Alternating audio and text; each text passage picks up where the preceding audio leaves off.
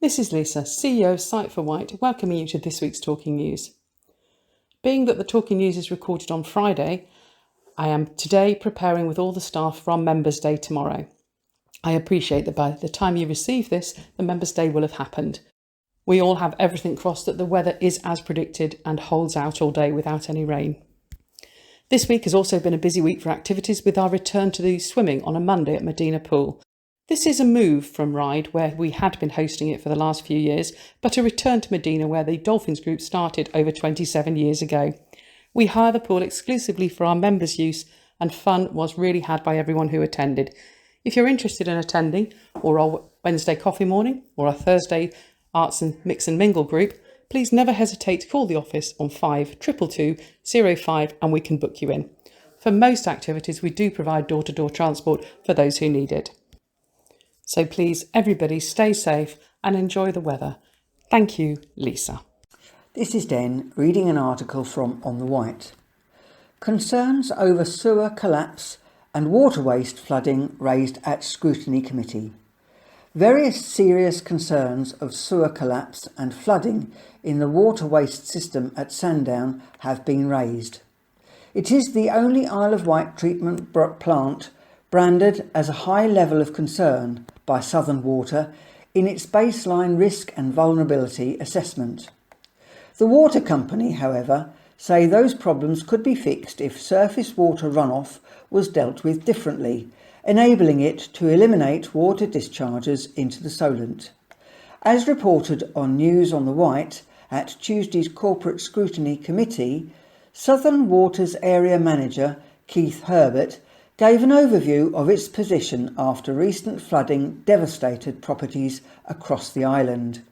Hydraulic overload of the public sewers, or too much water in the system, was found to be a not so hypothetical scenario, said Mr. Herbert. He said the flooding that occurred was a problem shared among agencies, including the Isle of Wight Council and the Environmental Agency. Mr. Herbert said the current system was not the way water should be managed, and agencies should be thinking about what should be done instead. Councillor Peter Spink highlighted the 6 very significant concerns at the Sandown treatment works, which he said was considered to be the island's flagship plant and has a forecasted growth increase of 25% by 2050. The 6 serious concerns were risk of pollution, sewer collapse and flooding, storm overflow, dry weather flow compliance, and nutrient neutrality. Mr. Herbert said as part of its £50 million plans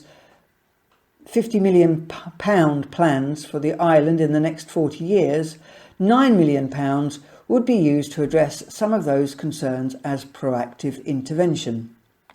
A lot of those problems would be resolved by removing surface water connections from the public foul sewer. If surface water connections were not plumbed into the foul sewer, we would not flood as much and we would not discharge. It's fair to say we could eliminate almost all discharges by removing that surface water runoff. One recommendation was to completely separate surface and foul water, as surface water could overwhelm the capacity of public foul sewers. The company is working towards a full rationalisation of water supplies on the island, as 20 works and 30 reservoirs serve the population, which Mr. Herbert described as too elaborate. He said things could be made a lot more simple. When questions about whether new developments and more housing would add to the pressures, Mr. Herbert said newer properties were more water efficient, with older housing stock causing more problems.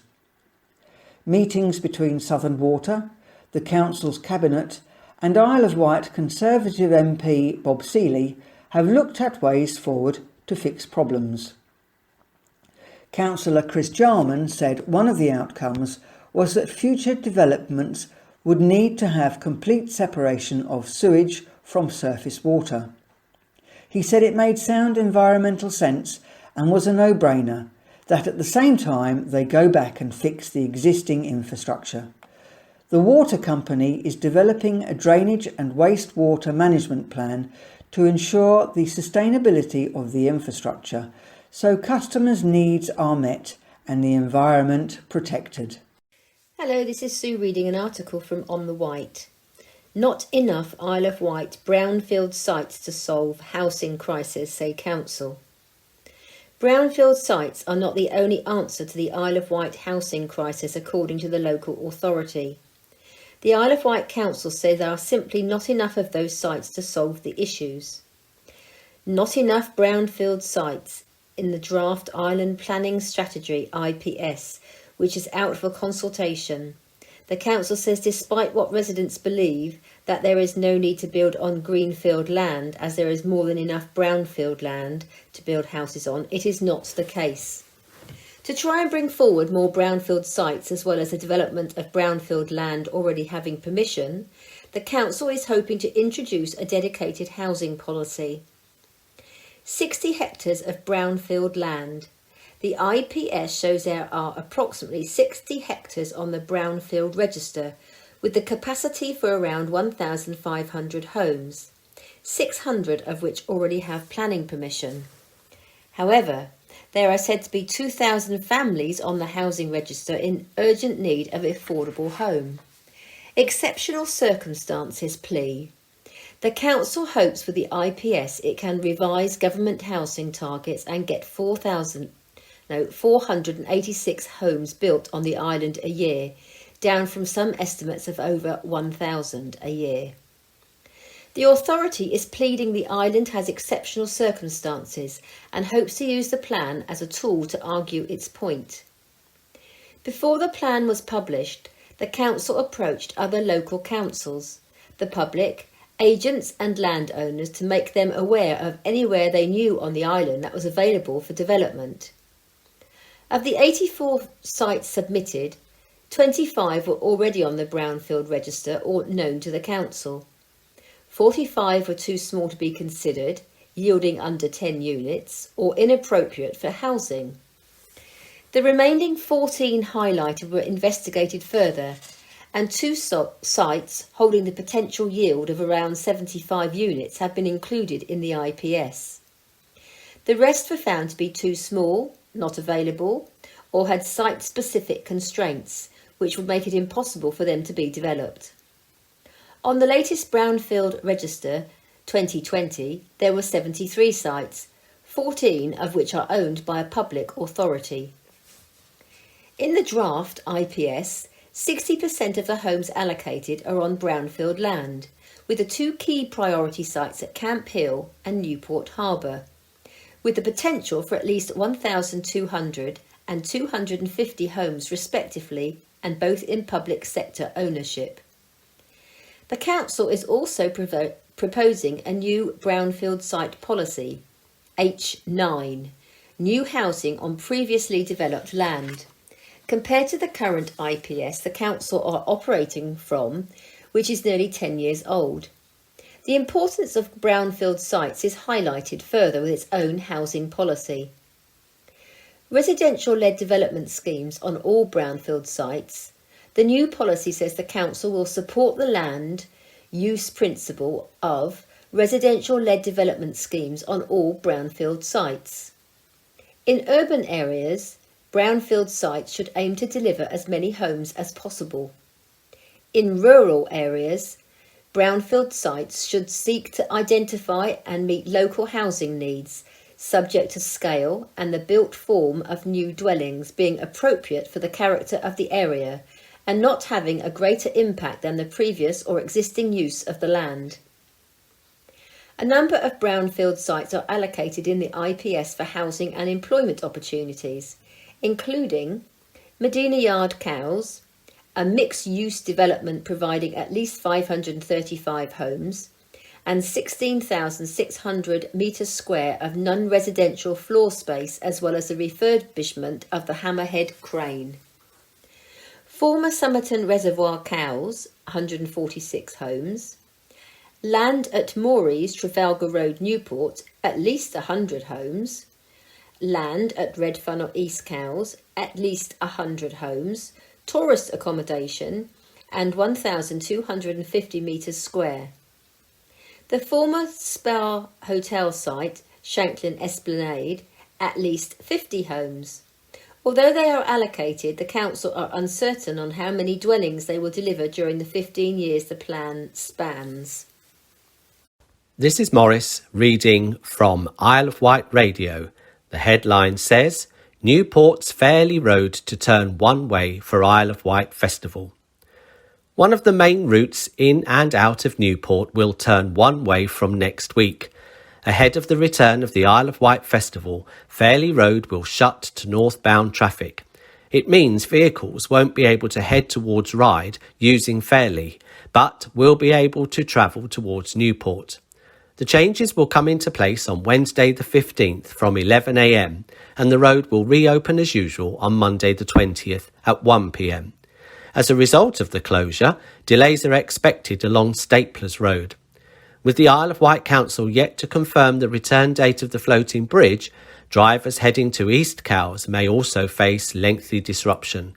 Drivers are urged to allow time for their journeys. This is Den reading an article from On the Wight. Floating bridge. A replacement would take a minimum of 4 to 6 years to implement. In October, the Isle of Wight Council Cabinet will be asked to consider commissioning an independent government review of the floating bridge. And there's more. The Isle of Wight Council Cabinet will hear an update in October about the issues being faced by the Cowes Floating Bridge FB6 and will be asked to consider commissioning an independent review by the government to determine whether FB6 is fit for purpose. The bridge is widely known for its persistent failures, the most recent taking it out of action for weeks on end. The list of breakdowns and failures since it came into service over 4 years ago is incredibly long, with ongoing costs skyrocketing. But the Councillor for East Cowes, Councillor Carl Love, has recently said, "I'm finally feeling confident that a more permanent solution will be found." For many years, residents, as well as Councillor Love, have called for the bridge to be replaced. The report to Cabinet will explain that any future decisions taken on an alternative bridge would take a minimum of 4 to 6 years to implement. The report to IWC Cabinet includes an update on the issues being faced by FB6, as well as the legal case which is being pursued against the naval architect, Burness Collett 3 Keys, BCTQ, and the boat builder, Mainstay Marine Solutions Limited, MMSL. News on the Wight has asked the IWC for an update on the mediation meetings that were supposed to take place with BCTQ and MMSL earlier this year. We'll update once we hear back. Update. No mediation meetings have taken place yet in relation to the FB6 legal case. No meetings are scheduled yet. A spokesperson for the IWC told News on the Wight, "We are continuing to engage with the other parties in the dispute with the aim of reaching a mediated settlement as soon as this can be facilitated." Officers set out the case for commissioning an independent Cabinet Office Gateway 5 review detail in order to determine whether the current FB6 vessel is fit for purpose in relation to the original specification, operating requirements and achieving wider outcomes. This is in agreement with a request from the Solent Local Enterprise Partnership, who funded the £3.2 million bridge. Essential redesign and reconfiguration works. The report asks Cabinet to approve essential redesign and reconfiguration works to the FB6 to ensure a more reliable service and in order to reduce ongoing costs. The October Cabinet meetings takes place on the 14th of October 2021 from 5 p.m. at County Hall. Find out more about all IWC meetings by visiting their website. Hello, this is an article read by Sue from Isle of Wight Radio. More than £1 million of fraud prevented across Hampshire and Isle of Wight. Branch staff at banks, building societies and post offices worked with the police to stop more than £1 million of fraud across Hampshire and the Isle of Wight in the first half of this year. The Banking Protocol is a UK-wide scheme launched by UK Finance, National Trading Standards and local police forces. Branch staff are trained to spot the warning signs that suggest a customer may be falling victim to a scam before alerting their local police force to intervene and investigate. The latest figures reveal that branch staff invoked the Banking Protocol 103 times in Hampshire and the island between January and June 2021, saving potential victims an average of £9,869 each. Ultimately, the scheme led to the arrest of 7 suspected criminals in Hampshire in the first half of this year. The Banking Protocol was rolled out by Hampshire in May 2017. Since March 2018, the scheme has been implemented by all 45 police forces across the UK. It is often used to prevent impersonation scams in which criminals imitate police or bank staff and convince people to visit their bank and withdraw or transfer large sums of money. It is also used to prevent romance fraud, in which fraudsters use fake online dating profiles to trick victims into transferring money and to catch rogue traders who demand cash for unnecessary work on properties. Customers assisted by the scheme are offered ongoing support to help prevent them from falling victims of scams in the future, including referrals to social services, expert fraud prevention advice and additional checks on future transactions. Detective Sergeant Marcus Hills of Hampshire Constabulary's Economic Crime Unit said, "We want to remind local residents that a police officer would never call you and ask you for money. No one, not even someone from your bank, would call you and ask for your financial details or to withdraw cash." These incidents can often have a significant impact on victims, both emotionally and financially, as they come to terms with the fact that they have fallen for a scam and the financial losses that come with it. However, we are working with the banks to ensure that these individuals do not become repeat victims, educate them and their loved ones, and ensure that fraudsters can no longer take advantage of Hampshire residents. If you are aware of anyone seeking to withdraw their savings or a large sum of money, just take 2 minutes to check with them why. Speak to the bank about suspicions you might have, and if in doubt, contact us. We are there to assist. If you've been a victim of a crime or banking protocol, or know someone who has, please report it to us by calling 101 or by going online and visiting the Hampshire Constabulary website. If a crime is taking place, dial 999 immediately. Katie Warrabeck, Managing Director of Economic Crime UK Finance, commented, "Fraud has a devastating impact on victims, so partnerships like the Banking Protocol are not only crucial in helping vulnerable people, but it also stops stolen money from going on to fund other illicit activities, including drug smuggling, human trafficking and terrorism." Criminals have continued to capitalise on the pandemic to commit fraud, callous targeting victims through impersonation, romance, courier and rogue trader scams. Branch staff and the police are working on the front line to protect people from fraud, and these figures highlight the importance of their work in stopping these cruel scams and bringing the criminals to justice. It's important that people always follow the advice of the Take 5 to Stop Fraud campaign, and remember that a bank or the police will never ask you to transfer funds to another account or to withdraw cash to hand over to them for safekeeping. To build on the success of the scheme, banks and building societies are continuing to work with local police forces on expanding the process to cover attempted bank transfers made by customers through telephone and online banking. UK Finance is urging customers to follow the advice of the Take 5 to Stop Fraud campaign. And remember, a bank or the police will never ask you to transfer funds to another account or to withdraw cash to hand over to them for safekeeping. This is Morris reading from the Isle of Wight Radio, Headline says, Newport residents claims communication breakdown over homeless hostel plans. Residents of a Newport Road have said they feel like they are a tick box exercise in the way of a homeless support hostel getting the planning permission it wants. Two Saints is hoping to transform Castle Lodge B&B on Castle Road into a house of multiple occupancy, an HMO, as part of the Isle of Wight Council's Homeless Help Pathway. The accommodation would help those ready to live more independently while they find somewhere more permanent to live. Permission has been granted to change the use of the building, but Isle of Wight councillors, unsatisfied by the lack of consultation between residents of the road and Two Saints, imposed a 3-year trial to see how the HMO performed.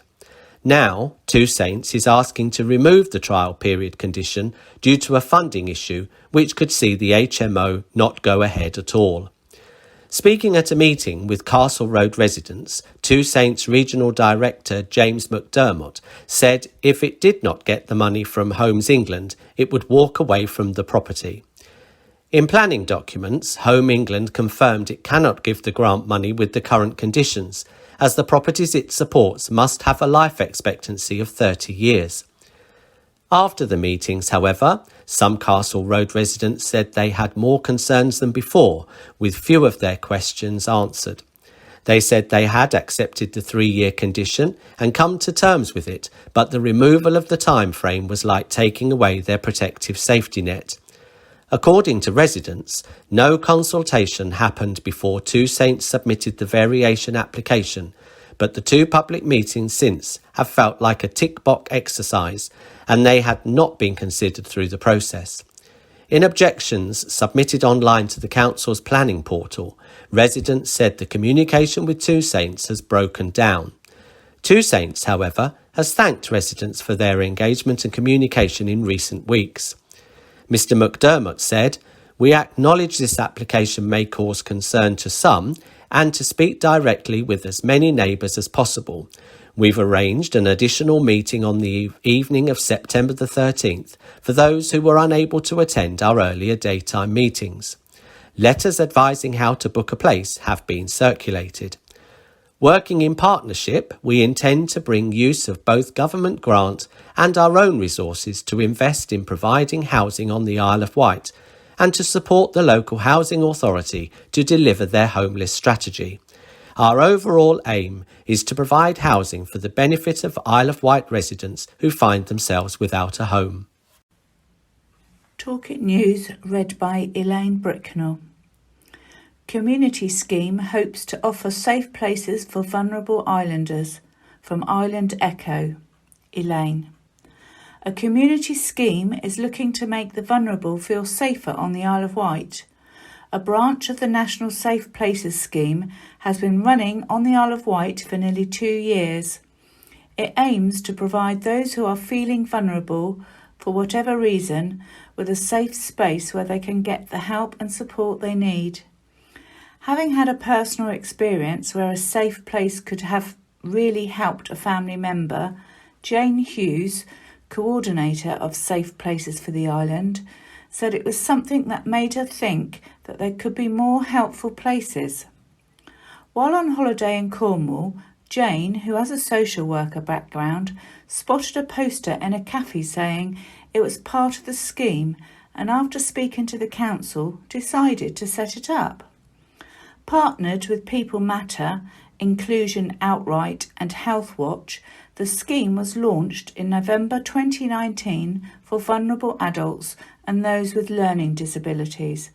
However, due to changes caused by the COVID pandemic, hardly any safe spaces were left, when in some cases people needed them most of all. Jane said, "After lockdown, for already vulnerable people, it became even more difficult for people stuck in their own homes to go out. We want people to know there are places they can go if they are feeling scared." There are now 35 locations across the island in Ventnor, Ryde, Shanklin, Cowes, East Cowes, Newport and Yarmouth, ranging from estate agents, Hose Roads Dixons, to care homes and pharmacies to shops and cafes. An app can be downloaded showing all the safe places located on the island, or if nothing is opened, it will give you the option to call an emergency number. The team at Safe Places is able to provide support and advice or training to designated safe places should they need it.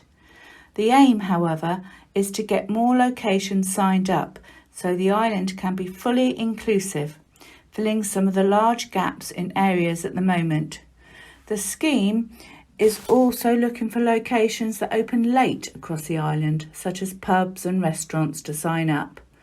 Jane said many of the places already signed up were already providing the community support, but are now extended what they can offer through Safe Places. Funding from the Isle of Wight Council is set to end in October, but Jane is hopeful through the connections with charities, money can be secured to keep the scheme going. If you are interested in becoming a safe place or want to find out more about the scheme, you can visit its website www.safeplaceisleofwight.com. Hello, this is Sue reading an article from Isle of Wight Radio. Plans for the Isle of Wight Council to tax tourists. Could visitors to the island be charged a tax to help contribute to the Isle of Wight Council's income? The council has said it is in discussion to introduce an island tax, charging those coming to the island a small fee to generate some of the authority's lost income. New Labour councillor Richard Quigley asked in the council's Corporate Scrutiny Committee yesterday, Tuesday, if the Alliance administration had considered introducing a charge on journeys to the island to help generate some of the significant amounts of money needed.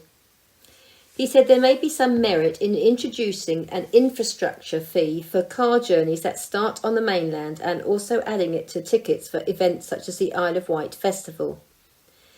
Councillor Quigley said he could not see why anyone would disagree with the idea. Councillor Jonathan Bacon, Cabinet Member for Environment and Heritage, said he was already in discussion with directors about it, but would welcome Councillor Quigley's views in discussions. Expanding further on the concept after the meeting, Councillor Quigley said the council has been in income deficit for many years, with government funding cut by £90 million in the last 10 years, and with the impact of the pandemic, previous investment strategies are not assured to pay off. Also, as a result of the COVID pandemic, vehicle journeys to the island have increased as more tourists choose to holiday in the UK instead of heading abroad. Councillor Quigley said, "I do not see any issue in charging £1 or £1.50 fee on vehicles starting their journeys on the mainland. You are looking at several millions of pounds." When Councillor Quigley said it may not be the end of all the island's ills, but if we are not careful residents, we would be left responsible for all the infrastructure wear and tear caused by tourists. Residents and people leaving the island would be exempt, but he did not want people pretending to be islanders to avoid paying it. He said, "I think it will get a lot of support from residents and depending on how it is marketed. I don't think anyone else will notice. If the ferry companies become that bothered, they can reduce their fees by £1.50. This is Den reading an article from On the Wight. Global Education Excellence Award for hosting international students goes to Isle of Wight sixth form. Post-Brexit rules will impact future hosting, but the head of sixth form at Christ the King College says they were delighted to receive this award for a second time. Another award has been presented to the sixth form at Christ the King College for Global Education Excellence this week by EF for their provision to international students on a high school exchange year. Annually, the sixth form hosts between 6 and 16 international students for a year's study in the UK, and they have been formally recognised again for their contribution to global education. EF were particularly impressed by the pastoral care provided to their students and the communication they receive from the team in the sixth form at Christ the King College. It was noted that this has never been truer than in this year by John Desmaris, the programme director. Conway Hughes' post-Brexit rules will impact future hostings. Mrs. Conway Hughes, the head of sixth form, says, "We are delighted to receive this award for a second time. We try to provide very high standards of care for all our students, and this is especially important to those living, often for the first time, many miles away from their homes and families.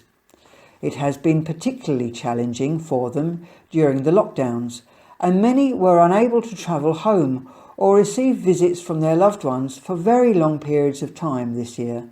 It is always our privilege to host international students. Sadly, the rules post-Brexit will have an impact on how many we can host in the future." The sixth form at Christ the King College maintains an excellent track record for student progress. Post-16, this is another illustration of the success of this island-based sixth form provider. This is Morris reading from the Island Echo. The headline says, Isle of Wight man jailed for 18 weeks following Ryde pub fight. A former Shanklin man has been jailed for 18 weeks just days after a fight that broke out at a pub in Ryde. Police received a report of an altercation that took place at around 12:15 on Saturday morning, the 4th of September, at the S. Fowler & Co. Wetherspoons pub on Union Street. It was reported that 30-year-old Sean Lloyd Fagan had tried to provoke a man at the bar by repeatedly touching his beard before backing the man into a corner as he continued his persistent and unwanted behaviour. After the victim tried to protect himself, a fight broke out which saw Lloyd Fagan throw multiple punches and seemingly try to bite the victim, who has not yet been identified by police. Security staff managed to restrain Lord Fagan and eject him from the pub. He was subsequently arrested and charged with a fray, before appearing at Isle of Wight Magistrates Court on Tuesday. Lloyd Fagan, formerly of Sibden Road in Shanklin, admitted the offence and was jailed for 18 weeks. Near miss as e-scooter skids underneath van from Isle of Wight Radio, Elaine. An e-scooter rider had a narrow escape when he skidded in front of a fish and chip van on the Isle of Wight. In dash cam footage captured by the Jolly Friar, a Beryl e-scooter rider fails to stop at a junction in Nettleston. The young rider managed to jump off as the e-scooter slides underneath the wheels of the van. The quick-thinking driver managed to perform an emergency stop, avoiding the rider. Posting on Facebook, the Jolly Friar said, "It's a Beryl scooter, freely available to hire to anyone with a driving licence, even a provisional. It was dark, he was on the wrong side of the road, he clearly didn't expect other traffic to be on the roads. He appeared to be of school age. His excuse? It just went into a skid. I wasn't going too fast. Of course, happens all the time. But it gets better. Phoned 101 when home. They've logged it but aren't interested. I phoned the Isle of Wight Council this morning, Thursday, because according to blurb put out at the start of the scheme, they were proud to be part of such a groundbreaking idea, but they apparently have no idea who on the island runs them, and also didn't want to know. And if you try contacting Beryl, you'll be lucky to get a chat box or a disembodied American voice telling you that they can't take your call. So be warned, if you are unlucky enough to be involved in an accident with one of these, which causes damage to your vehicle, it would appear you're on your own. On the one hand, I'm glad I wasn't in my car. The damage would have been very bad. They're heavy. On the other hand, this morning, I could so easily have been waking up with the thought of having someone die under the wheels of my truck last night. But hey, should I care? Nobody else does." This is Den reading an article from On the Wight. Unison calls for across-the-board £2,000 pay rise for NHS heroes. With an intended 3% pay rise, only staff earning over £70,000 would get £2,000 extra. Unison is calling an across-the-board £2,000 pay rise increase for all NHS workers. NHS staff on the Isle of Wight have until Friday to have their say on the future of their pay in a consultation being run by the UK's largest trade union, Unison. The island's NHS staff are part of 300,000 Unison members, including nurses, paramedics, porters, cleaners, administrators, operating department practitioners, caterers, who are being asked for their views via an online ballot, accessed via www.nhspay.org, running until the 10th of September. The ballot of eligible Unison members across England opened in July. NHS workers in a variety of settings, including St Mary's Hospital, have been asked whether they wish to accept or reject the government's intended 3% pay rise. If they oppose the offer, this could lead to a formal ballot over industrial action. Unison has called for an across-the-board £2,000 pay increase for all NHS staff. The government's 3% increase means the lowest earners will get a rise which is just 1/6 of those at the top of the NHS pay scales. The only staff who do get a £2,000 rise with this award are those already earning more than £70,000 annually, says Unison. Unison's Isle of Wight Health Branch Officer Steve Trasler said, "The government's award of 3% to NHS staff is insulting to low-paid NHS workers who have worked tirelessly and made so many sacrifices during the pandemic. NHS staff have until September the 10th to have their say on pay. I encourage every member not to waste this chance to fight for the decent pay rise that we all deserve." Unison Head of Health Sarah Gorton said, "All health staff deserve equal recognition for their contribution to the NHS and their efforts during the pandemic. But the pay review body's 3% recommendation means thousands still won't be on the real living wage. Missing the living wage target by 1.5% per hour shows the government ignored the lowest paid, for all the Prime Minister's talk of levelling up. It's vital staff give their views. Ministers won't wait to hear what health workers think before they begin paying the new rates.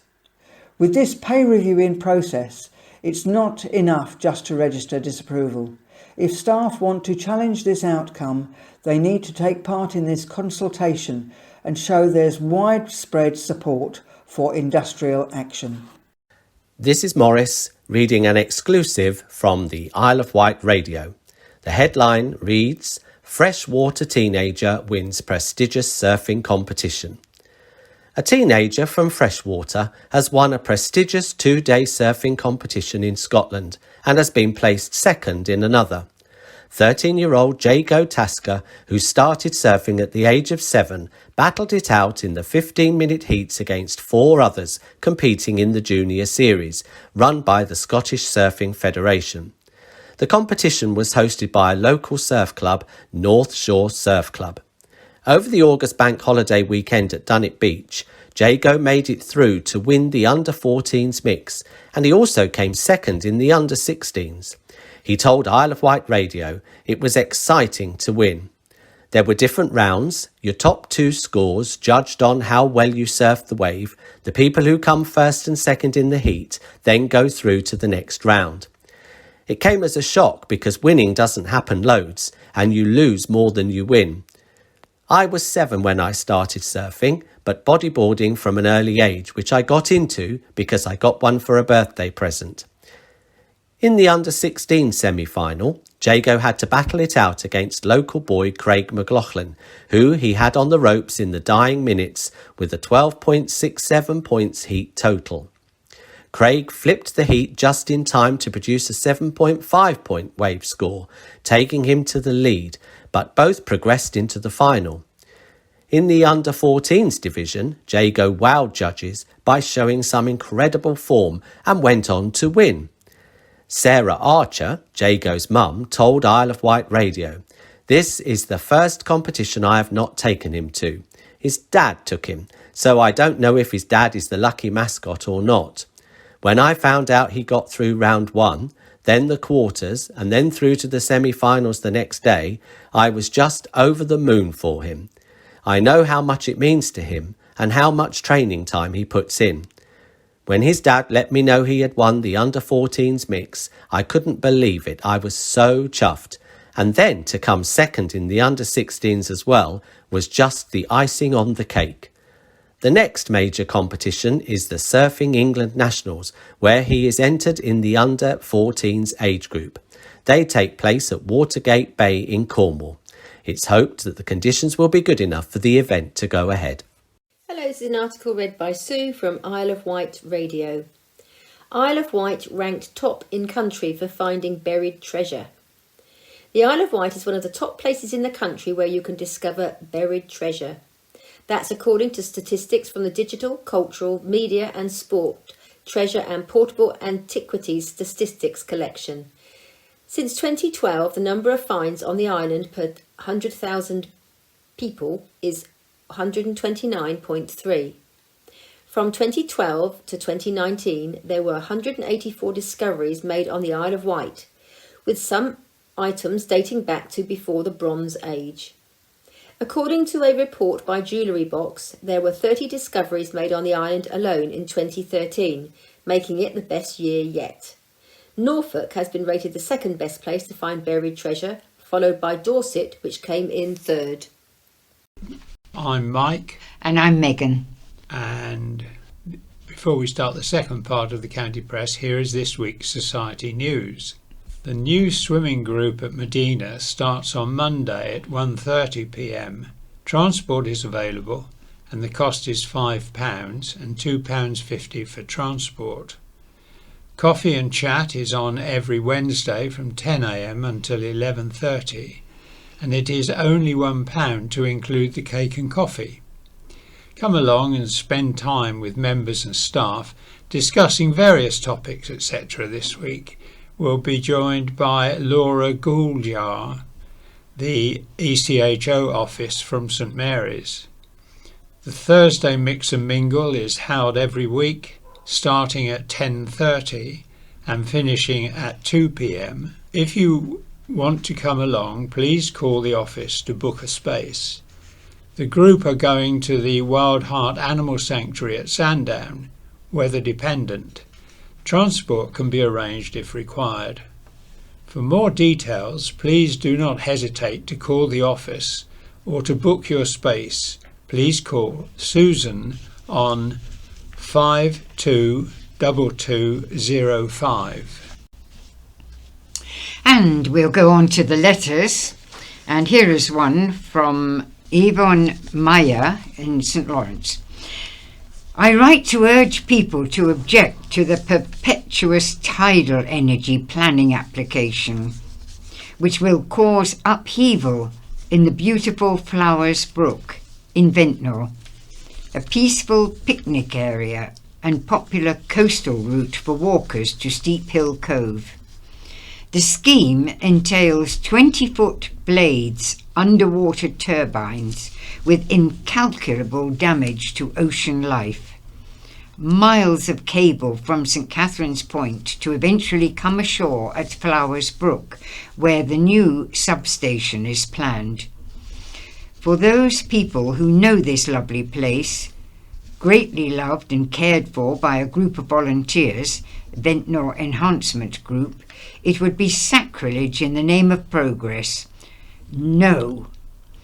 Please, in these times of environmental awareness and climate change, it's so important to preserve and care for our natural world. Our nature is the nature. We are all connected. This island is a special place. I call it the Isle of Light.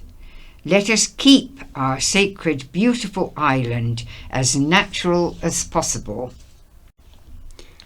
And Matt Mayer, Freshwater, says, Nippers had nautical beginnings. I love the recent piece about Isle of Wight words and dialect, which was the county press on the 3rd of September this year, and online. I was born and bred in Cays, that's cows, in 1953 and have lived on the island all my life. With reference to the word nipper, you probably may already know where the term derives from. It's a nautical reference to the young lads on board the old ships and clippers, etc. The lad would climb out from the ship and crawl along the very long bowsprits to drop the rope or chain with the anchor attached. They were given the name nippers, and due to some fatalities, i.e. falling off and drowning, the ships were subsequently modified with a large roped netting underneath the bowsprit to catch the nipper. P.S. I served my time as an apprentice in Clare Lallo's boatyard, one of the very many boat building yards of the time. And from Brian R. Doling from West Sussex. And this letter is addressed to the Managing Director of Wight Link. I need to visit the island on a fairly regular basis for business purposes and bringing my car. I've watched the fares climb steadily over the last few weeks, and the final straw was last week when I was charged £101.25 for the Portsmouth Fishbourne day return trip. This is really extortionate, and if you look at your rate of increase of fare over the last 5 years, it is hugely over the rate of inflation. Your accounts indicate 8 million net profit and 1,320,000 capitalisation. Yes, you have to run a strong and financially sound business, but clearly this is sheer greed, and as a former government minister once described it, the unacceptable face of capitalism. This letter has also been sent to 2 MPs, Bob Seeley and Penny Mordaunt, and along with a number of fellow travellers, we would be very interested to receive your response.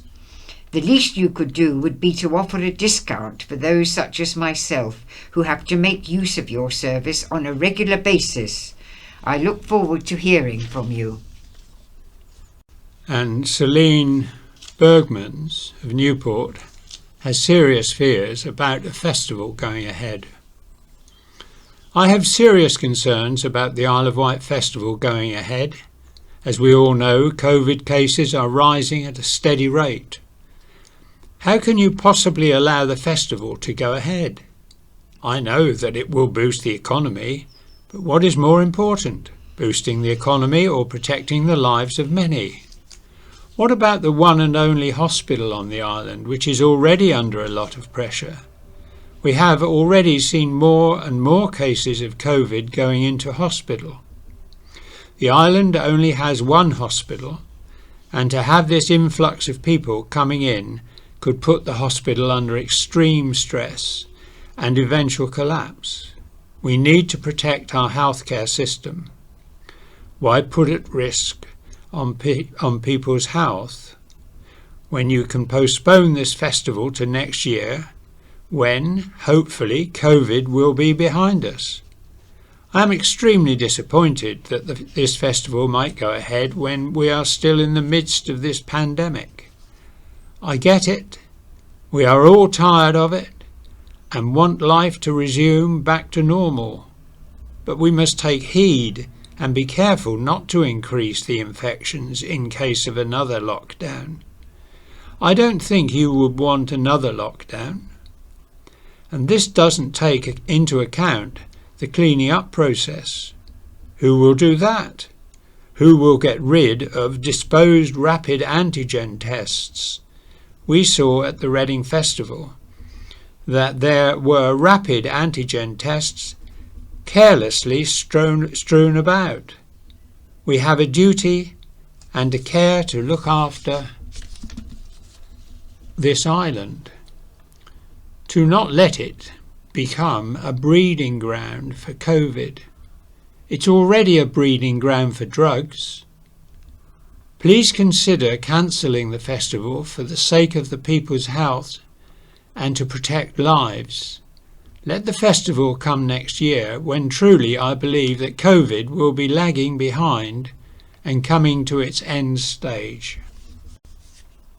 And following on from that, from John Leopard, and he says, with the island's high COVID infection rate, should it be placed on the government's red travel list? And a short one from Gemma Blackwell, Binstead, entitled Birthday Rethink. Happy COVID cake. Should the traditional of lighting candles, blowing them all out, slicing the birthday cake, and then distributing it all around be rethought? GPs are still in virtual lockdown. This is from PB Daoni of Wootton. With sports venues, entertainment venues and the Isle of Wight festival about to happen, when will doctors come out of hiding? This week I tried to make an appointment but was denied, so I asked to speak to the practice manager. Again denied. I eventually saw a nurse who flatly contradicted a doctor from St Mary's who had suggested I see my GP. How long will they be able to hide in virtual lockdown? And from Dr. Emma Sainsbury from Freshwater, saying social care needs a complete overhaul.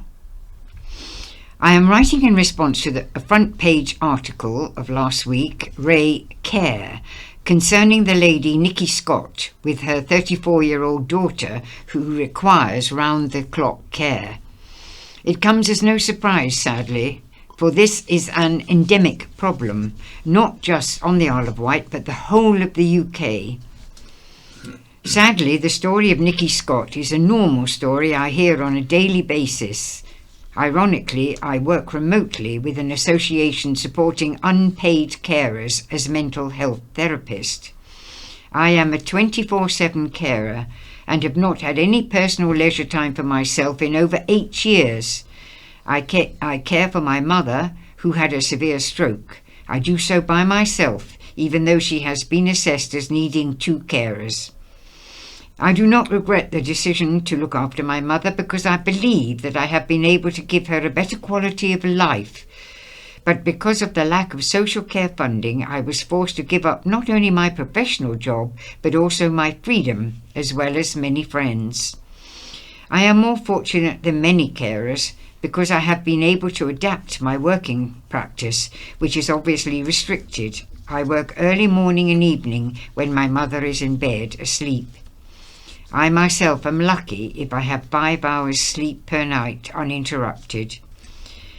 I have to work to ensure I can pay my bills. I can no longer afford to contribute to a retirement pension, so like many family carers will find myself living in poverty if I make it to pension age. Social care needs an overhaul and better leadership, in my opinion, while care agency management needs to address the pressure they put on their care staff in time allocation of travel. They are expected to get from Shanklin to Freshwater in 10 minutes, for example. Paid carers do an excellent job. More support needs to be given to paid and unpaid carers.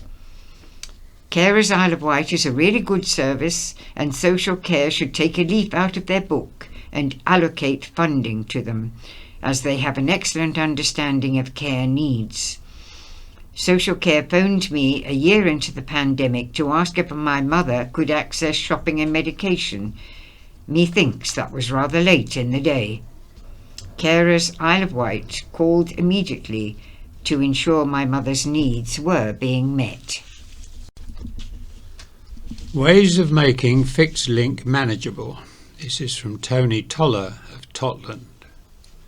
I'm pleased my letter, which was County Press Letters on the 20th of August this year, prompted some response, but I have to disagree with Richard Ferraro, who claims that by definition a fixed link would substantially increase vehicle volumes entering the Isle of Wight's restricted road system. Not if it is managed properly. My suggestion of a £30 one-way ticket was based on the current Wightlink ticket pass price, but could easily be adjusted to keep the traffic volumes exactly as they are today. If the cost is the same or higher than the ferries, then what is the incentive for any more visitors to come flocking to the island? I think many people actually enjoy the ferry because it makes them feel they are travelling abroad. In response to Cliff Bennett's County Press letter of the 27th of August this year, I would say this. Red Funnel and Wightlink turn over £115 million a year between them, which I appreciate includes catering sales. If bridge tolls were kept in line with ferry costs and half the traffic transferred to a fixed link, that could generate £1.15 billion over 20 years, or substantially more with inflation taken into account. The QE2 bridge over the Thames cost £120 million, the equivalent of £230 million today. So there's plenty of margin for private finance investors. Once built, a fixed link requires minimal staffing, with tolls being paid online as with the QE2 bridge. Finally, with all the environmental concerns at present, just switching the foot passenger traffic to electric trains would bring about a massive reduction in pollution generated by the red jet hovercraft, etc. And by the time such a link is built, most cars will be electric, so a similar saving on diesel for the numerous vehicle ferry crossings. And from Diana Amory from Seaview. Yes, Heather and Will Welsh, County Press letters the 27th of August. It may be easy for you to pay for parking using a smartphone, but many of us do not have one. Thus, we are unable to download apps. Our tea party is back in town, so says Maria Lorraine Hoth of Freshwater Bay. Picture the scene on a summer's day, a wonderful woodland setting. Whispering breezes carry watercolour wings. Billowing buntings on a sunlit summer house. Aside the rows of beans, a cacophony of chickens cajoled by a cockerel. Robbie the pony waits his treat. Dot has brought apples, carrots so sweet. A long-awaited wish, just a breath away, crisp cotton tablecloths, rosy china cups, all manner of cakes and bakes, scones, sandwiches and sausage rolls, towers of treats and tarts, creamy buns ready for the start, flapjack amid a fruity feast, banoffee pie catches everyone's eye. The moment arrives, a hoot of the hot kettle, tea time. What could be better? Amid the hum of voices, memories flash, moments of love and loved ones. But today happiness bounces in, and days alone all forgotten. Today it's our gregarious gaggle, outrageous jokes and guffaws of laughter, the rattle of a tin, and the raffle begins. Rivalry on the field reveals the winner. Jill, champion of Boole, our fabulous Freshwater Bay WIT party. And now we have a letter from the Reverend Brian Harley from Shanklin, memories of the Isle of Wight's beautiful seaplane. Your article on the Great Seaplanes, County Press of the 3rd of September, and online, triggered a memory. I have some of the large photographic prints that my father, Harold Harley, made as a keen amateur photographer, and one of those is entitled Sleeping Princess. The labels on the back show it was exhibited at Harrow Camera Club exhibition in 1955 and also the MWBSA. I'm not sure what that stands for, but believe it may have been in the Middlesex area. The picture may well have been taken on the island. We then came for 2 family holidays in Shanklin in 61 and 65 when I was very young. I have vague memories of ferries and steam trains, the days of a trunk going by luggage in advance. The original photo is about 14 times 12 and is a few years older than me, so it's wearing well.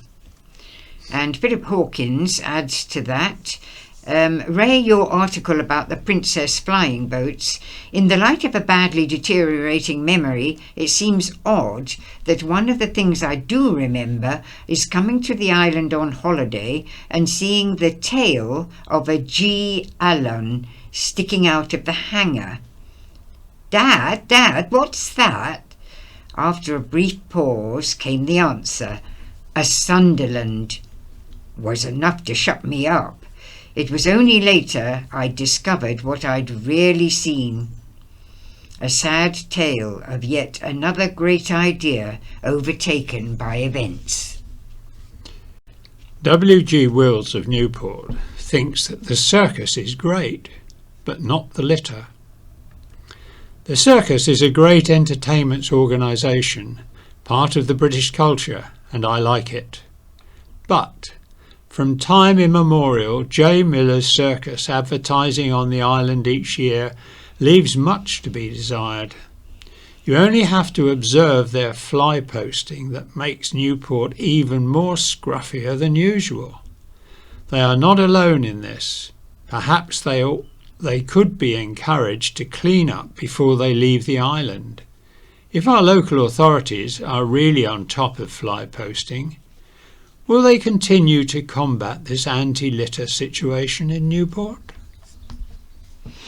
And we go on to Wight Memories, and again with planes. So the title is Schneider Trophy Win Recalled 90 Years On. 90 years ago, Ryde played host to the BBC and aviation enthusiasts when the Jacques Schneider Seaplane Trophy Contest took place. The radio commentary was broadcast from the pier head, which was thronged with newspaper reporters and local spectators. Hundreds more islanders watched from the shore, as did huge crowds on mainland beaches. In the Solent at anchor was the transatlantic White Star liner Homeric, which served as the Royal Aero Club official ship. Also aboard were members of the Royal Aeronautical Society, Royal Air Force Club, Air League, Society of British Aircraft Constructors, and Association of Light Aeroplane Clubs. These spectators, desperate for some cheer at a time of national gloom, bought special event passenger tickets for the weekend. Aboard Homeric, they enjoyed the contest in luxury. First the preliminary test flights and then the actual race, all the time waited on by stewards and served fine food and drink. Yet all of it almost never happened. The 1931 event took place during one of the worst years of the Great Depression. The Labour government declined to sponsor the British team in their Schneider endeavour, even though a win could help boost the nation's export. It was Lady Houston who stepped in to save the day. A keen supporter of British aviation, she provided some of her private wealth. Without her sponsorship, the UK victory, still celebrated and remembered with the pride and decades later, that would not have happened. Thus it went ahead, and 3 nations competed: Great Britain, France and Italy. Sadly, to emphasise the dangers of float plane racing, all three nations each mourned the loss of a team pilot during test flights only weeks before the race. The British pilot who died was Jeremy Brinton, who crashed in the team's sister plane. This was great and interest in this race in America. Their newspapers reported that the British pilots had undergone a rigid medical regime. The medical research staff of the Air Ministry has been keeping an exceedingly close watch on the high-speed team. The flyers' diet has been carefully worked out, and for weeks they have denied themselves stimulants or tobacco. Britain's entry, the Southampton-based Supermarine SB-6, had a design and engineering team led by R.J. Mitchell. He later designed the Spitfire. Squadron leader A.H. Allbar led the high-speed flight team of pilots. On the contest day, the pilot was Flight Lieutenant J.N. Boothman. The triangular course had a southern turning point off St Helens. The western turning point was west of Ryde Pier, Ryde Middle, and the third point of the triangle was West Wintering, near Chichester. The race comprised 7 laps, a total of 217 miles. Isle of Wight ferries were halted by Mid-Solent for the duration and gave passengers an unexpected viewing. Boothman covered the first lap in 5 minutes 26 seconds at 343 miles per hour. Reporters marvelled at his precision in turning at exactly the same point over Ryde Pier for the next 4 laps. The 6th lap brought even greater excitement to spectators. A reporter noticed the first serious deviation from the regularity with which Boothman had been crossing Ryde Pier. This time he flew right over the top of the pier house. Timekeepers on its summit must have had a real close-up view of the bottoms of the floats. The whole pier, constructed to carry a double and railway line and double tram line, seemed to vibrate to the sound waves emitted by the Rolls-Royce engine.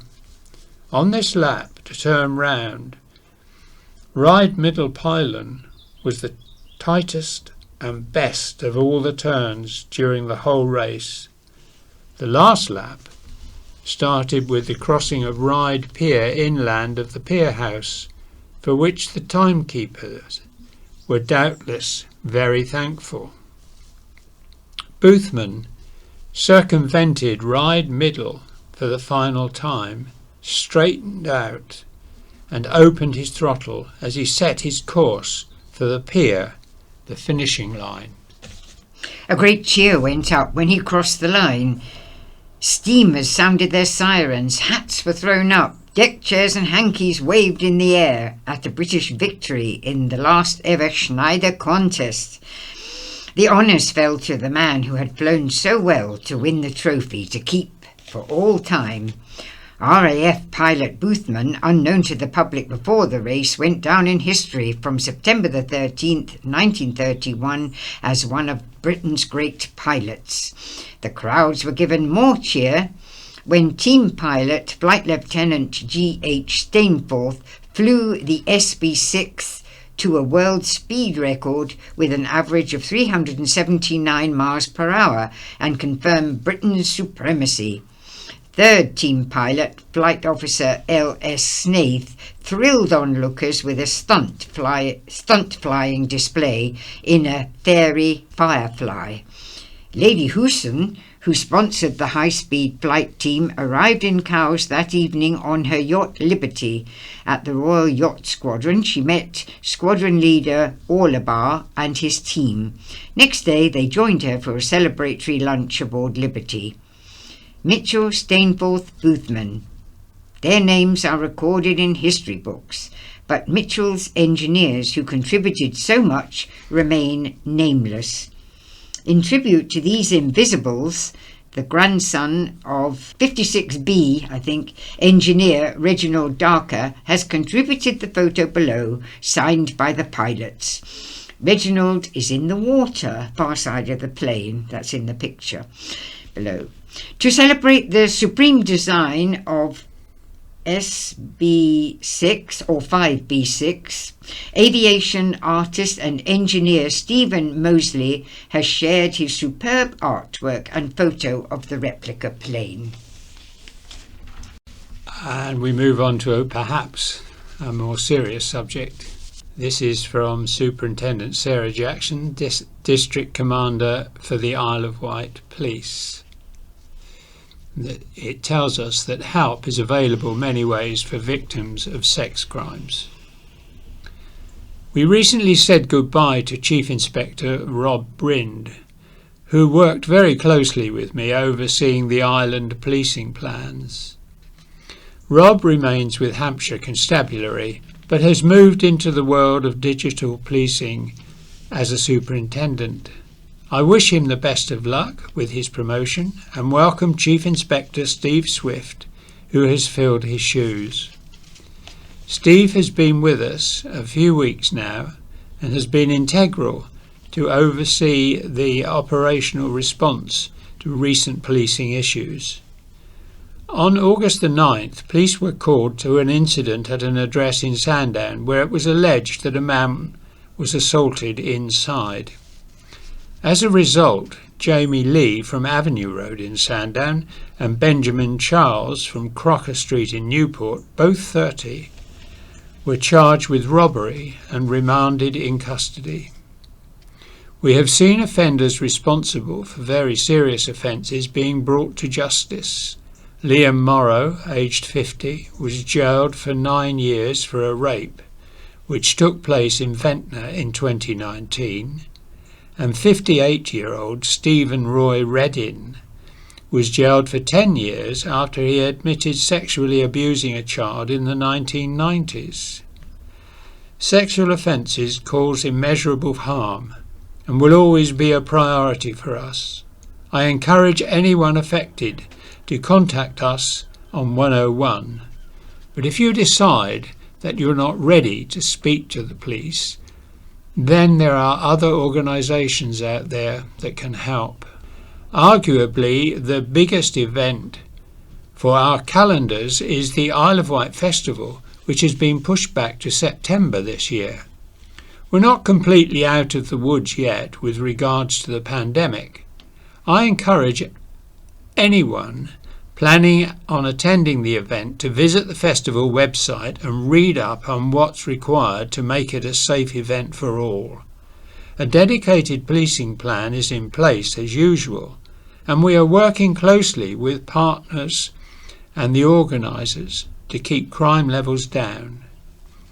Give our Facebook and Twitter accounts a follow and keep an eye on them during the festival period. And now we'll go on to My View, and the columnist this week is Matthew Chatfield, and there's a picture of the tunnel at Knighton on the public footpath NT30. A visitor asked me if I knew where there were any tunnels on the island. When you're on holiday, everyone has something they like to look out for. Why not tunnels? Of course, there are plenty. The Needles Old Battery has the famously claustrophobic Searchlight Tunnel. Ventnor Botanic Garden has that curious long straight tunnel to the sea. And there are those old railway tunnels, and bits of them scattered around. But there are also vaguer tales of hidden tunnels to mysterious locations. Who has heard the stories of the tunnels that meet in the cellars of Northwood House? Or the strange myth of the smuggling tunnel all the way from Vernon Cottage to the mouth of Shanklin Chine? Some of these are true, but others may be more fanciful. These stories seem to crop up again and again, and not just here on the island. I've worked at nature reserves and country parks across the country. Sooner or later, wherever I am, someone will come up with a tall tale of some subterranean shenanigans. I recall when I worked on the Cambridgeshire fens, older folk would swear there was a buried passage that ran between the two nearby monastic ruins. The tunnel was said to be full of treasure, of course, another bit of the story that is rarely omitted. The practical difficulty of building a miles-long tunnel through soft peat in lands below sea level seemed to pose no challenge to local folks' faith in these supposed medieval sappers. Not to mention the sheer pointlessness of building it in the first place, when walking on the surface would surely have been a more practical solution. At another job, I was working close to Netley Abbey near Southampton. This ancient monument really does have tunnels, an early form of flushing toilet that washed the waste out into the Southampton water. Sure enough, people would whisper to me conspiratorially about how the monks carried their chests of wealth down to the conduits to hide from King Henry's men. At least there actually were tunnels in that case, but an ecclesiastical privy seems an unlikely candidate location for hiding gold. And the history of Netley Abbey suggests the monks were far from well off anyway. I think that these stories come down the generations and originate in our ancestors' belief in an underground fairyland. This was once a very common theme in folklore and literature right across the country. Many folk tales have the key elements of a mysterious, maybe dangerous underground realm, and of course the added frisson of gold and treasure. Often a poor traveller is lured to enter a door in a hillside or river bank, never to return. It's not hard to see how this dramatic and recurrent theme might account for some of the stories we share even today.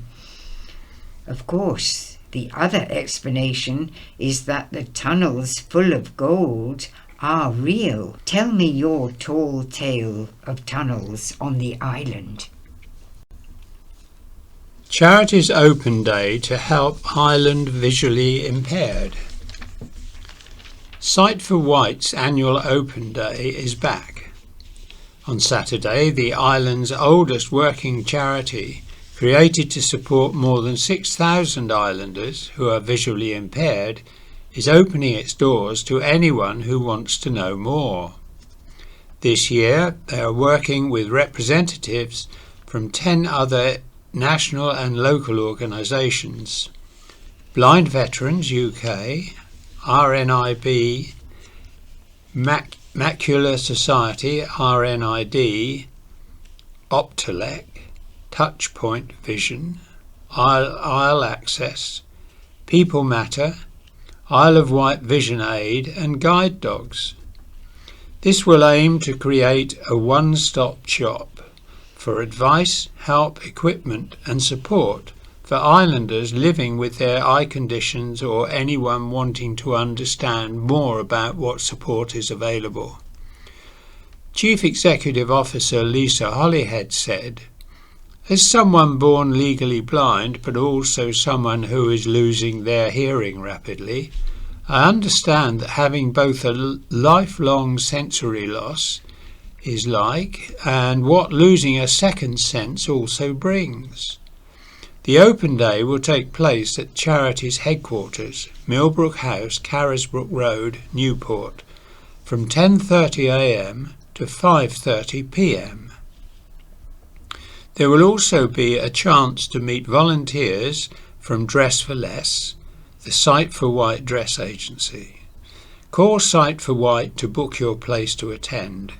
For more information on the Open Day, call telephone number 522205 or email inquiries@iwsb.org.uk. And more under entertainment on the island. Here we have The Magic of Cinderella coming to Medina. It's a new era of pantomime this year at Newport's Medina Theatre, as made-to-measure productions invite the audience to believe anything is possible in their exciting new production of Cinderella. The magical story will be brought to life from page to stage in a production created especially for the theatre, featuring stunning scenery, colourful costumes, toe-tapping tunes, laughter by the bucketful, and eye-popping special effects. This year's production will also feature special grown-ups only night, a panto without kids. Cinderella runs from December the 23rd to January the 3rd, and tickets are available online at medinatheatre.co.uk or by calling 823 884. And here's news of an epic bicycle ride for Newport brothers. Newport brothers Matthew and Nicholas Early completed their epic charity 500-mile cycle ride from Largs in Scotland to East Cowes with an unexpected and unfortunate ending. As previously reported, Matthew and Nicholas were raising money in aid of 3 charities which are close to their hearts. Nicholas, aged 19, was just 15 years old when he was diagnosed with Hodgkin lymphoma in 2017. He received chemotherapy, but the disease returned, and following more chemotherapy, he was given a stem cell transplant in 2018. While in hospital in Southampton, he decided to cycle from Largs to East Cowes to support the Ellen MacArthur Cancer Trust, based in East Cowes, as well as the 2 hospital wards, Piam Brown and Teenage Cancer Trust, who looked after him and the family during his treatment. Nicholas, who works for White Mountain Newport, said, "My older brother Matthew decided he wanted to join me on the ride, and so the planning and training began. The ride was postponed a couple of times due to the pandemic, but we finally set off on Sunday, August the 29th. Everything went according to plan until we returned home. With about 1.5 days to go, Matthew said he felt some pain in his knee. We didn't take too much notice of it, and he completed the ride last Friday, which was September the 3rd. It was only when we returned home and sat down to relax that the pain really started to kick in. That's when we realised it was more serious, and he has been diagnosed with damaged tendons in his knee. It was such a shame because it was a brilliant 5 days. It was the great experience, and I have great memories, especially of the Lake District, where we did a famous hill climb and saw some wonderful scenery. When we returned to the island, we were met by family and friends at the Ellen MacArthur headquarters, and they treated us to a celebration of food and drink there. So far, we have raised about £7,000, but hopefully there is more to come." And the Apollo Theatre launches a season with Cornish drama. Uneventful lives are changed forever by the arrival of a mystery man. The Apollo Theatre starts its 49th season of plays with Ladies in Lavender, an emotionally charged play set in Cornwall in the mid-1930s.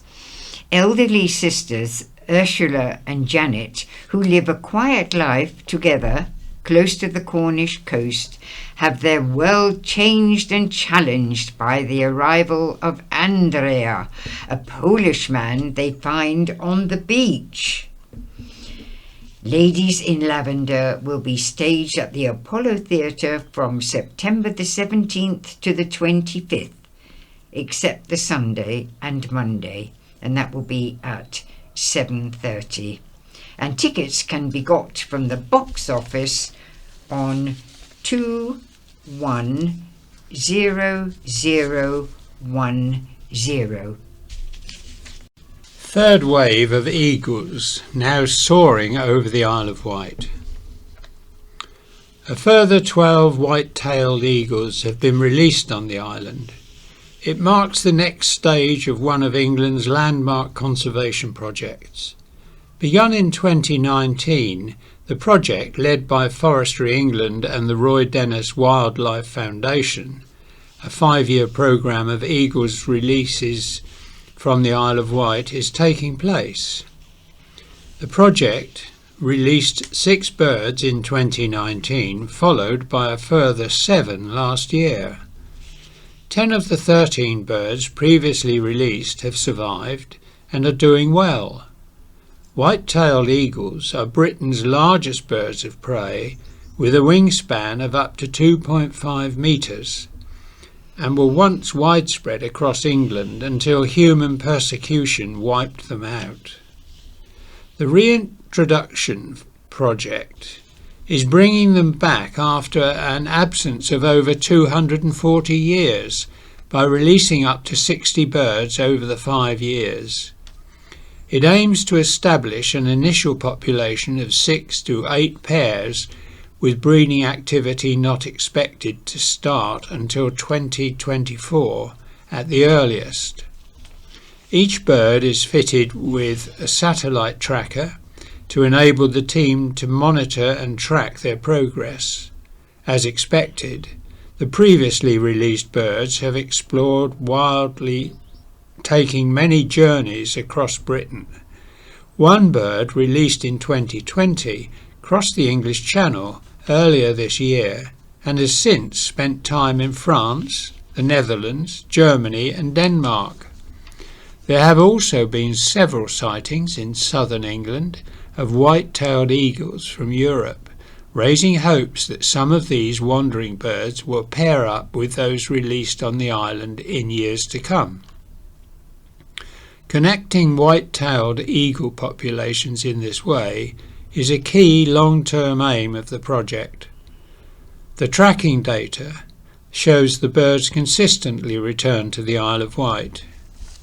2 birds in particular, G324 and G274, have already formed a close and lasting pairing and are showing some signs of territorial behaviours with other eagles. Bird enthusiasts and members of the public across the country have supported the project by reporting sightings of the eagles and sharing these via Eagle England on social media or via the Roy Dennis Wildlife Foundation website. Steve Edgerton-Reid, Ireland-based Eagle Project Officer for Forestry England, said, "Over the last 3 years, we have closely tracked the progress of these incredible birds. It's still a real thrill for me to see these incredible birds in skies above the Isle of Wight. The reintroduction of white-tailed eagles is being conducted under licence from Natural England." And news, Ray, the red funnel, and it's entitled "Delays Likely After Ticket Booth Collapses." Red Funnel says it is checking in passengers manually after its ticket booth dramatically collapsed on Monday with 3 people inside. 2 employees were checked over by paramedics at the scene, while a third was taken to hospital as a precaution. Red Funnel says it is continuing to fully support the 3 colleagues who are all resting at home. Police and ambulance crews rushed to the terminal yard at around 1 p.m. on Monday lunchtime. The incident happened, said the Cross Solent ferry firm, when a high goods vehicle clipped the small check-in building, causing it to implode. The lorry had just turned into a waiting lane close to the entrance to Red Funnel's Southampton Vehicle Ferry Marshalling Yard. Ferry sailings between the Hampshire port town and East Cowes have since returned to normal, and all debris has been cleared from Terminal 1. Meanwhile, there are fears there could be a knock-on impact for the Isle of Wight festival goers. From Thursday, tens of thousands of people are due to arrive on the Isle of Wight, with some travelling through Southampton. Currently, the firm is warning of slight delays because of the manual check-ins due to the damage to its equipment. More details are expected next week about what that will mean for people travelling to Seaclose Park. The lorry involved in Monday's crash has only just been sold, the county press has also learned. It was carrying its former owner's livery, despite what DT Enterprises Logistics said were promises it would be rebranded. The Shrewsbury-based company said this trailer was sold by us on April the 7th on the basis they would take livery off before selling it on. I sympathise with all those involved, but it was not our doing. We are a company known throughout the country. Rainfall more than 200% up on the island. The island was twice as wet this summer as it should have been. Residents of Binstead, Ventnor and Ryde in particular will not be surprised to hear that the island did not fare well when it came to warm and sunny weather over the last 3 months. In fact, according to the Met Office data, the Isle of Wight had more than 200% over the average for rainfall. While Scotland and Northern Ireland experienced one of the hottest summers on record, the Isle of Wight did not. The amount of rain here is even more significant when compared to the UK as a whole, which got only 75% of its average amount of rain. While the UK as a whole had its 9th hottest summer ever, parts of the south were deluged. Nearby, East Sussex and Hampshire recorded up to 150% of their average rainfall. Most of the UK recorded lower than average rainfall in August. And the county press reporter Kate Young looks back at the tragic events of 9/11. The tragic events of 9/11 will always be remembered by those who saw them, either in person or on television. At the county press, the reporters, myself included, watched the television in disbelief. Soon afterwards, news started to drift in from islanders who were in New York. Among the witnesses was the late film director Anthony Minghella and 2 other members of the Minghella family. The apocalyptic scenes left Anthony, his daughter Hannah, and her cousin, former Medina High pupil Peter Giddens, in a state of utter disbelief. Anthony saw the Twin Towers collapse from a nearby building, having just started a meeting in the run-up to beginning filming of his movie, Cold Mountain. He said afterwards that it was total mayhem, with everyone running around in a state of terror. Hannah, who was working in the literary department of Miramax, heard a loud bang as the building crumbled, while her cousin Peter, who was working in public relations for Nike company, witnessed its collapse. Later that afternoon, Peter emailed his island-based family to say he was alive, and he later described the events of the day as one long nightmare. Via email, he said, "It was devastating and has forever changed the face of the city. Very scary feeling. It all seems utterly surreal." Former island resident Wayne Bradley, who used to work for Cowes base Yokogawa Marex, was living in New York.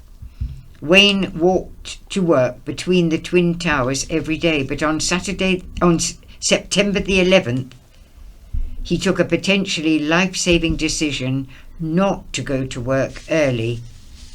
and watched in horror but in safety as the terror unfolded. At the time, he told the county press, "I was just stunned silence to think that a building that I walked through every day for 3 years and that was always full of people in a hurry was now rubble and probably full of people going nowhere." He now lives in Austin, Texas. Earlier this week he told the county press, "It's still hard to believe that it's been 20 years since that day. I still remember the day itself quite vividly." The financial district and stock exchanges were obviously completely closed down for about a week afterwards, so we were glued to the TV and newspapers for updates on the aftermath. Thankfully, no one I knew personally was lost in the collapse, but I have several friends that were in some way affected. Once I was able to return to work in the Wall Street Systems offices in 30 Broad Street, the scenes downtown were very different from before the collapse. Still no return date for trains. Software problems with the Isle of Wight's delayed new trains have not yet been solved. Island Line franchise holder for South Western Railway, that's the SWR, says it remains a complex undertaking, more than 8 months after the line closed for a £26 million upgrade. Since trains were replaced by buses, SWR has blamed COVID, Brexit and recent flood damage for the continued hold-up. The line between Shanklin and Ryde has been largely unused since the old tube trains stopped running in January. They are being replaced by newer, specially converted rolling stock, but their spring return date was missed and has been repeatedly pushed back. There is currently no date for a restart. SWR has admitted contractor Viva Rail's software is yet to be fixed, causing compatibility problems between the trains and the tracks. But meanwhile, 4 of the 5 replacement trains have now arrived. The county press asked for comments from the Isle of Wight Council's transport lead, Councillor Phil Jordan, and shadow member, Councillor Mike Beston, but they had not arrived at the time of going to press. We also asked for the clarification from SWR about whether the software issues were the reason for the continued delays, but the train firm has yet to respond. And on that basis, that last piece of news, it's time for us to say goodbye. Bye-bye, everyone. And from me, Megan, goodbye and have a good week. Bye-bye. The In Touch programme follows, and scaffolding news is after that. Social media special, In Touch. It is claimed that social media is so popular these days that there are now more people using it across the globe than are not.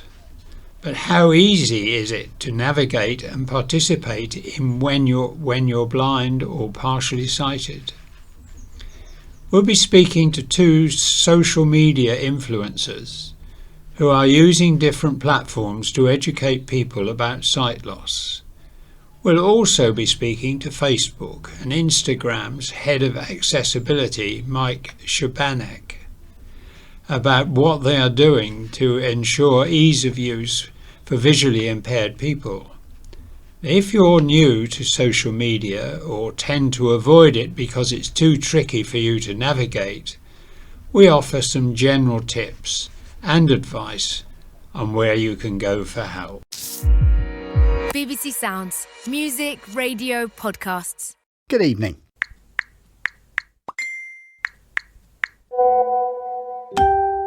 The sound of social media.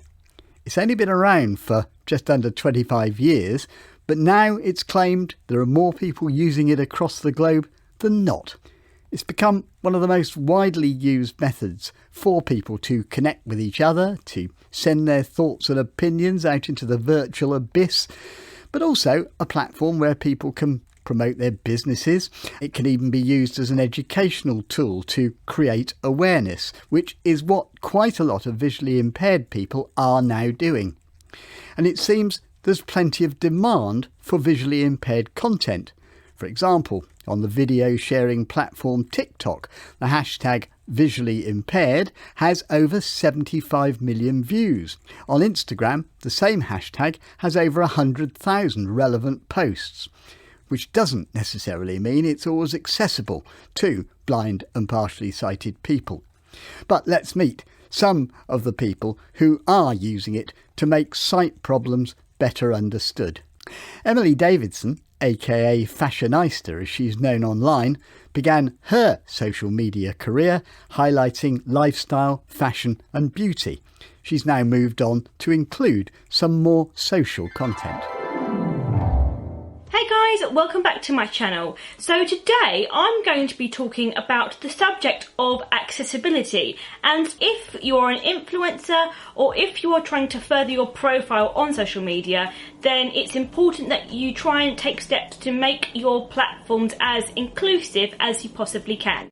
So Emily, first of all, remind us what got you started expressing yourself on social media. You began with beauty and fashion, really, didn't you? Yeah, so I think I started with my blog first and foremost, really before all the other platforms really started to take off back in 2012. And a lot of people from the sighted community seem to have this conception that people who can't see don't want to enjoy putting on makeup or select outfits and have fun with fashion and their own personal style. So I wanted to just dispel that myth, and it's just gone on from there, really. And I'm massively into Instagram these days, and as a way of being able to showcase my style and my outfits and that kind of thing, and also making videos about disability on places like YouTube and Instagram as well.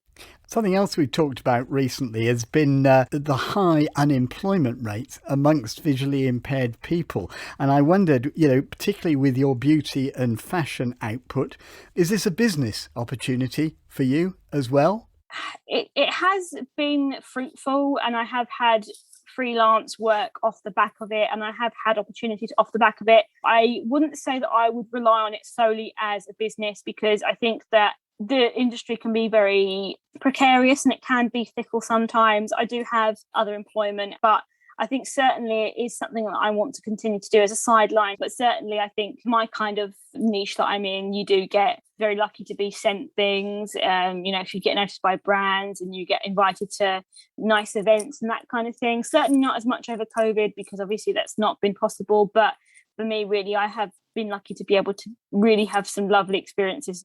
Now, you work across quite a lot of platforms now. How do you find accessibility? So I think it has improved over the years. There's certainly more features now than there was. I think that they should remember the fact that certain elements of their platforms, especially Instagram, are very visual. And why should that exclude someone with a visual impairment? Because they are as much entitled to use the platform as anyone else.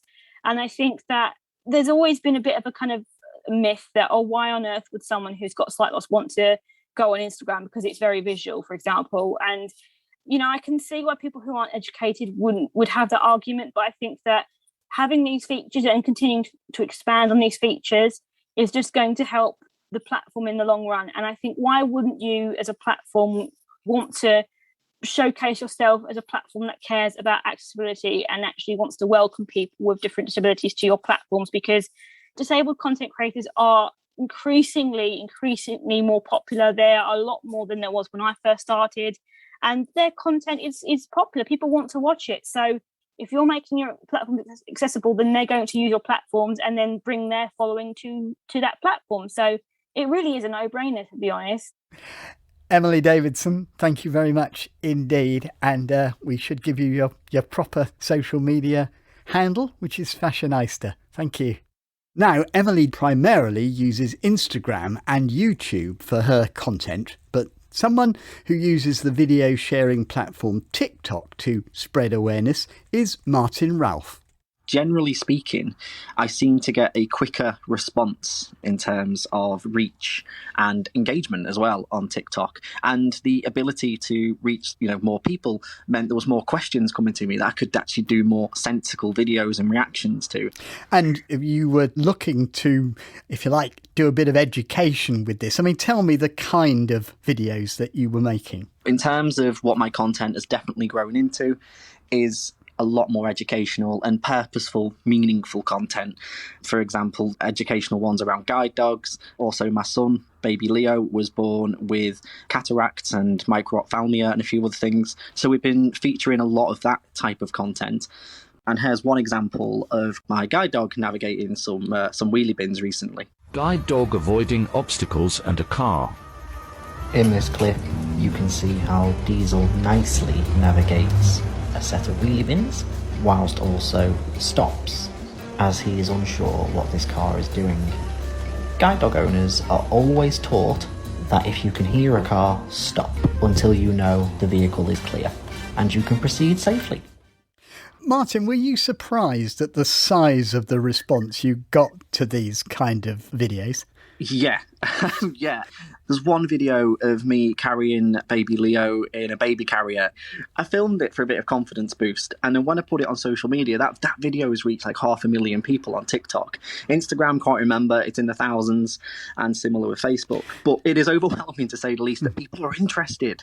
You always get that divide of, actually, do people want to see this? And then when you see those numbers and those reactions, it's really reassuring that people are interested. But of course, not all social media response is actually positive, is it? And, there are the so-called keyboard warriors, and you've had that kind of response as well, I think. Yeah, that would be correct in saying that. But to be fair, as the community around my TikTok presence grows and the community engages with them before I even get a chance. So there was a comment recently, how can you do voiceovers if you don't even know where you're going? Or how can you get a dog that does that if you can see everything that's going on around you? And yeah, just casting aspersions really and making their own judgment calls. So I didn't even have to defend myself. It was really, really cool to see. But it does happen, but the community has reacted ever so strongly against any negative comments on those videos. So I think you have used other platforms such as Facebook and Instagram from time to time. How accessible do you find those platforms, and what would you like to see change, maybe to make them easier for you to use? Facebook and Instagram are accessible, within reason, and you're able to consume content, publish content and things like that. So, and generally straightforward to a degree. And if you don't know how to use it, there's someone nearby you that will. Whereas some of the issues I've seen with Facebook, Instagram in particular, is that accessibility will work really, really well. And then after an app update, something will just go wrong and then you can't interact with pictures, or you're not getting voiceover labels. And what concerns me is, yes, these platforms and tools claim to be accessible and inclusive for everyone, but it just worries me where about on the agenda is accessibility. Yes, it's at the top, that's brilliant to hear, but in practice, when you see these app updates roll out and actually voiceover then stops working for somebody and they can't interact with their community, what does that really say about the testing algorithms, and what does that say about user acceptance testing? So is there any advice particularly you give to someone wanting to create content on social media, or indeed, for people who have basic social media skills? Yeah, do it. Honestly, do it. That is honestly the only advice I can give, is because you will find your own medium. You will find what sits right with you in your niche, or respectively what personalities you connect with on social. Because people sometimes get mixed up that you've got to be an influencer, or you've got to be able to do this, you've got to be able to sell a product to do well on social. I've learned that's not the case. You've just got to be yourself. Pick up a camera and give it a go. You never know. Martin, thank you very much indeed. And if you want to find Martin, you just search for him under Martin Ralph on social media. Martin and Emily and people like them have really embraced social media. But if at this point you're thinking, whoa, Peter, I don't know the first thing about using social media like these people, you're not alone. Christine Ward emailed us to ask for our help to find some sort of specific social media training. Well, we've searched, and so far as we can make out, none of the big name sight loss charities are offering a specific social media tuition programme. Some do offer general tech training, and they've said they would offer social media training if it was requested. But after all, we are in touch, so we have tried to come up with some solutions for you. Our reporter Fern Lulham has pieced together some social media help and advice. How do you feel when you hear something like this? Does it send you scrambling for your phone or fill you with anxious dread? As a blind user of social media myself, I've definitely learnt some tricks to make using it more accessible. Hey Siri, open Instagram. Request sent. As a huge part of social media revolves around sharing photos, most apps now have an alt text feature, which means that when you tap on an image which includes alt text, your phone can read you a description of what's in it. Let's try this one. Image shows golden Labrador guide dog Nancy, wearing a bright green harness. Yes, that's you! Another accessibility feature which I find really handy is dark mode. This is where the colours on the screen are reversed, so there's white text against a black background, providing better contrast for those with a little remaining vision. This can usually be found in the app settings. And platforms like Facebook and Instagram have now introduced audio messaging, where you can simply use your voice instead of having to type. Okay, let me press record. Can you pick me up something sweet on the way home? Thanks, babe. Love you. If you've never used social media before and need some extra help getting started, there are people on hand. I spoke to AbilityNet's Community Relationship Officer, Chris Grant, to find out more. Throughout the pandemic, we've been getting a lot of inquiries around how can we create a social media presence, how can we send people friend requests. So we try and support anyone with a visual impairment by providing a volunteer to help them, either at the person's house, in a restaurant, library, wherever they feel most comfortable. Volunteers could provide support by telephone, but then they could also provide the support by connecting into the person's device. All of our volunteers are DBS checked. It's not just about rushing in and showing someone how to use social media. It's taking it baby steps. So some might take it in much quicker, some might take it in quite slowly. It just depends on that individual. And what are the main things that visually impaired people struggle with when using social media in your experience? We're getting folks saying that they struggle with uploading photos if they're out and about. So we try and kind of look at shortcuts on their mobile device or their tablet or their laptop of how they can kind of easily do this. Do you give any advice on coping with trolls or people who are just trying to say nasty things and put you off? Don't bite. If they start giving you abuse, block them immediately. Facebook and Twitter are very good when it comes to bullying and they take it very serious. So report it to them. Well, I hope you were able to follow all of that. And when it comes to social media, you can find something you really like. Fern Lulham, thank you very much indeed. And we hope that that's provided at least some sort of help or reassurance in navigating the social media world. Well, we're now going to talk to the people who are in charge of ensuring that the two most popular social media platforms are easier for you to use, with Facebook and Instagram's Head of Accessibility, Mike Shabanak, who joins us from Silicon Valley. Mike, I mean, just explain, is there a danger that a medium like Instagram, because it is essentially visual, people will think, you know, why should we be considering people who essentially want ways round the visual? It's really important to understand that everybody wants to participate, everybody wants to be included, and the visual mediums are super important. So we want to make sure that those are accessible to people as well. And in fact, we've created a technology called automatic alt text. This is a technology that Facebook created that's based on artificial intelligence and computer vision, some fancy technologies, recognizing over 1,200 different concepts and objects in photographs. So when people are using a screen reader, they can access that information for all of those images that get uploaded. And those are millions and millions of images a day, even if someone who uploaded that image doesn't include the alt text. That was the question I wanted to ask you. Does it depend on people actually deciding to use that? Because some people have said to us, it's fine, but couldn't you be slightly more insistent about people using that? Well, we certainly make it possible for people to add that alt text themselves. So there's multiple places and different products and parts of the apps where people can add that alt text. And we encourage people to do that anytime they upload an image. But what we also recognize is that not everyone is aware of alt text or perhaps even good at writing the alt text. And we didn't want that to be a hindrance to people who need it. And so we created technology that would fill in that gap. Some people have suggested to us that, there are a lot of really good things on Instagram. Things are introduced, but then when an app is upgraded, sometimes the visibility is lost, the accessibility is lost. Is that something you recognise? Yeah, I think anytime you talk about software development or technology, advances are taking place rapidly. And we recognize that things sometimes will regress. So we're putting in place a bunch of systems and processes at Facebook and Instagram to help mitigate that, to make things more consistent and more reliable. So we have a system internally that we call MVA. That's just a fancy acronym for let's make sure that things work for people with disabilities. And that starts with something that the technology industry calls the product accessibility lifecycle. Effectively, what that means is that we start by listening. We start by understanding what people want, what people need, what things are working, what things are not. And some of that's done on a personal level. Some of it's done through research, through user studies, by working with disability groups and advocates, even disability influencers on Instagram and Facebook.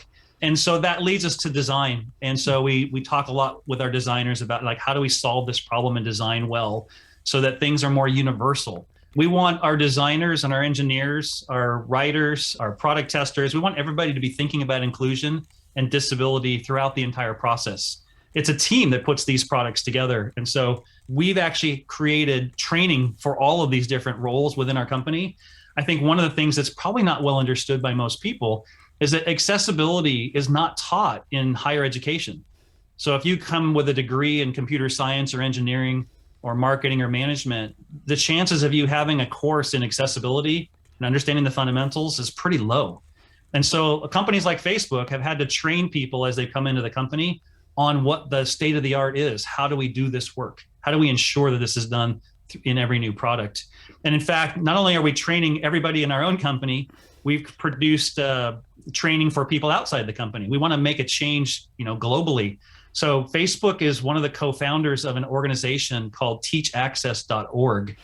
And that organization is a collaboration between academia and industry and disability advocates to bring the best practices, the best knowledge of accessible design practice back into higher education so that new graduates that are going to be coming into these companies throughout the industry will be better prepared and able to make products be born accessible when they start. Mike Shabanek, thank you very much indeed. And that's about all for today. If you'd like to share your experiences of social media, you can send us an email on intouch@bbc.co.uk. You can leave a voice message on 0161 836 1338, or you can visit our website where you can download tonight's and previous editions of the programme. And that's it from me, Peter Wight, producer Beth Hemmings, and studio managers Sharon Hughes and Jonathan Esp. Goodbye. Good morning. We start Scaffolding and Skips News WC 13th of September 2021. The Ventnor area skips are 68 Leeson Road, outside South Bank Park Avenue. Ride area 48 Nelson Street, 60 Union Street, Jacks 75 Union Street, 146 to 147 High Street, 51/52 High Street, 37A Simeon Street, 12 High Street. The skips 46 St John's Wood Road, 31 Osborne Road, 42A Prince Street and 53 St Michael's Avenue. And for the freshwater area, Royal Standard, 15 School Green Road, Newport area, Nat West, 107 St James's Square, the Old Mill, St Cross Lane, Watson, Bull and Porter, 31 High Street, Halifax High Street, Red Squirrel, Pyle Street, Ladbrokes, St James's Street, and St James's Clinic, 68A, and Skips, 7 Hillside. And in the Cowes area, 72 High Street, Jersey Cottage, Market Hill, Sun Hill. And in the Shanklin area, 6 Clarendon Road, 3A Clarendon Road, 57A Regent Street. And Skips in the Shanklin area, 12 Clarence Road. In the Sandown area, Skips Ripley Cottage, 7 Melville Street.